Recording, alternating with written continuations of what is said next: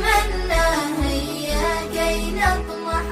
في دنيا لنحقق آمالا عليا، نتعلم بحثا علميا، نكتب أبحاثا ورقيا، بتفان يتجاوز حلما يتألق حسنا أبديا.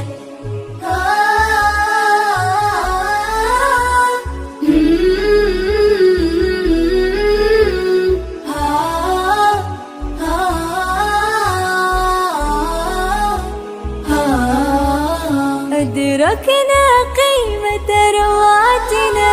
بالعلم فلبينا الوحي، من أجل الله تطوعنا وعزمنا أن نحسن